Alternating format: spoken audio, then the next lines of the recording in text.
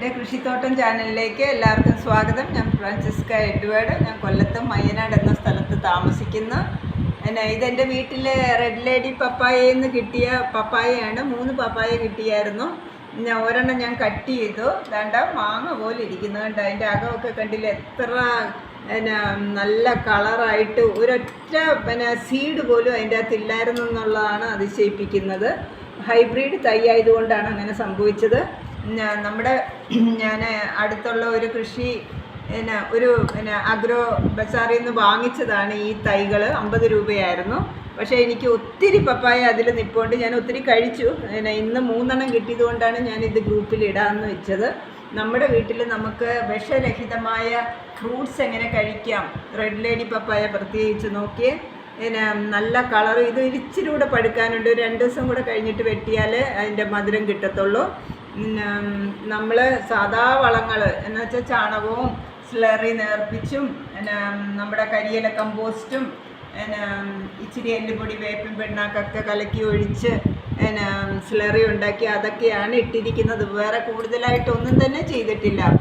ഇത് നല്ല വലുപ്പത്തിൽ പോകത്തുമില്ല. നമുക്ക് കയ്യെത്തി പറിക്കാവുന്ന ദൂരത്തിലാണ് ഉള്ളത്. അതുകൊണ്ട് താഴേന്ന് ഇങ്ങനെ പറിക്കുമായിരുന്നു. ഇനിയും പഴുത്ത് ഒത്തിരി നിൽപ്പുണ്ട്. അതിൻ്റെ ഒരു വീഡിയോ ഞാൻ മുമ്പ് ഇട്ടിട്ടുണ്ടായിരുന്നു.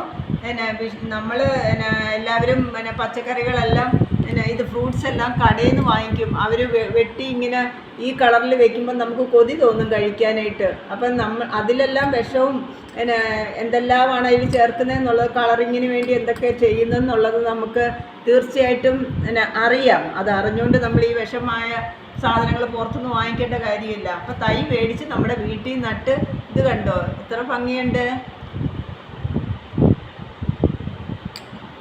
നല്ല രുചിയുണ്ട്. മക്കൾക്കും കുഞ്ഞുമക്കൾക്കും എല്ലാവരും ജ്യൂസായിട്ടും ഒക്കെ കുടിക്കുക. എങ്ങനെ വേണേലും ഇത് കഴിക്കാം. ഒരു തുള്ളി വിഷമില്ല ഇതിൽ. അത് മാത്രമല്ല ഇതിൻ്റെ ഇലകളൊക്കെ നമുക്ക് വെള്ളം തിളപ്പിച്ച് കുടിക്കാം, കോഴികൾക്കൊക്കെ കൊടുക്കാം. അത് തന്നെ കമ്പോസ്റ്റായിട്ട് തിരിച്ചു വരുമ്പം അതിൻ്റെ അകത്ത് ഒത്തിരി വൈറ്റമിൻസ് ഉണ്ട്. ഇതിൽ വൈറ്റമിൻ എ, സി എല്ലാം ധാരാളം അടങ്ങിയിട്ടുണ്ട്. കണ്ണിൻ്റെ കാഴ്ചയ്ക്കും സ്കിന്നിൻ്റെ നല്ല മിനുസമായ സ്കിന്നൊക്കെ ഉണ്ടാകുന്നതിനും എല്ലാം ഇത് ഒത്തിരി നല്ലതാണ്. പിന്നെ കുഞ്ഞുങ്ങളാണെങ്കിൽ അത് പറയേണ്ട താമസം അവരത് കഴിക്കാനായിട്ട്. എന്നുവെച്ചാൽ കളറ് കണ്ട് അവർ കഴിക്കും. അപ്പം എല്ലാവരുടെയും വീട്ടിൽ ഇതുപോലെ പപ്പായ വാങ്ങി നട്ട് സ്ഥലമില്ലെങ്കിൽ ഒരു ഡ്രമ്മിലോ എന്തെങ്കിലും കുറച്ച് മണ്ണ് ഇട്ട് കുറച്ച് കരിയിലയൊക്കെ ഇട്ട് ഉണ്ടാക്കി എടുക്കുന്നതാണ് നല്ലതോ. അല്ലാതെ മറ്റു രാജ്യങ്ങളിൽ നിന്ന് വരുന്നത് നമുക്കൊട്ടും വിശ്വസിക്കാൻ പറ്റത്തില്ല. അതുകൊണ്ട് ഞാൻ എൻ്റെ ഫ്രണ്ട്സിനും ഇത് കൊടുക്കാറുണ്ട്. എൻ്റെ കൂട്ടുകാർക്കൊക്കെ ഞാനിത് കഴിക്കാൻ കൊടുക്കാറുണ്ട്. ഇവിടെ കുറേ കൊതിച്ച് പിള്ളേരുണ്ട്. ഫ്രീഡാന്ന് പറഞ്ഞൊരു കുട്ടിയുണ്ട്, ടീച്ചറാണ്. അയാൾ എൻ്റെ ഫ്രണ്ടിൻ്റെ വീട്ടിൽ വന്നതാണ്. അപ്പം ഇത് നിർത്താതെ ഇരുന്ന് തിന്നുകൊണ്ടിരിക്കുകയാണ്. ഞാൻ പറഞ്ഞ് നിർത്താൻ പറഞ്ഞ്. അതുപോലെ ഇത് എൻ്റെ ഒരു ഫ്രണ്ടാണ്, ഏറ്റവും ബെസ്റ്റ് ഫ്രണ്ടാണ്. അവളുടെ വീട്ടിലാണ് ഞാൻ ഇന്നും പപ്പായയും കൊണ്ട് വന്നത്. ഒരു കുക്കുംബറും ഉണ്ടായിരുന്നു. ഈ കുക്കുംബറും ഞാൻ ഇന്ന് കൊണ്ടുവന്നതാണ് ഇവിടെ വെട്ടി കഴിക്കാനായിട്ട്. ഇതാ വേറൊരു കൂട്ടുകാരിയാണ് പൗള.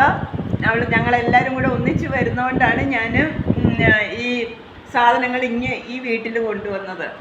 പിന്നെ എല്ലാവർക്കും ഈ വീഡിയോ ഇഷ്ടമായെന്ന് കരുതുന്നു. എല്ലാവരും തീർച്ചയായിട്ടും ലൈക്ക് ചെയ്യണം, സബ്സ്ക്രൈബ് ചെയ്യണം, പിന്നെ ബെൽ ബട്ടൺ അമർത്തുകയും വേണം. എന്നാലേ പുതിയ ഞാനിടുന്ന വീഡിയോസ്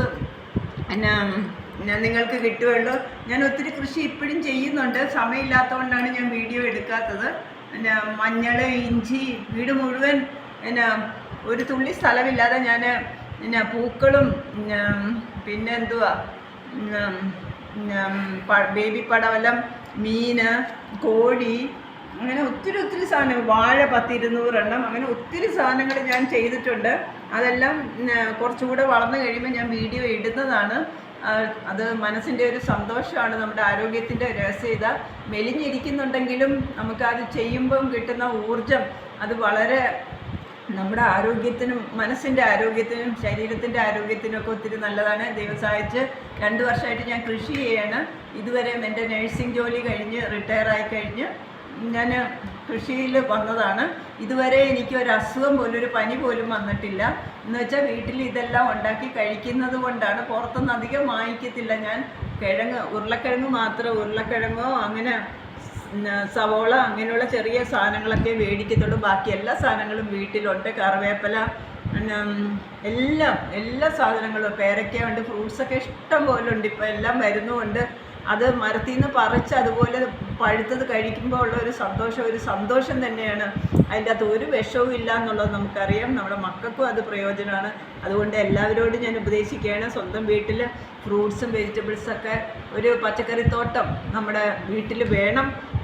അപ്പം ഈ വീഡിയോ കേട്ടതിന് ഒത്തിരി സന്തോഷമുണ്ട്. ഇനിയൊരു വീഡിയോ ആയിട്ട് വരുന്നത് വരെ നിങ്ങൾക്ക് നന്ദി, നമസ്കാരം. എൻ്റെ മൊബൈൽ നമ്പർ 8547577169.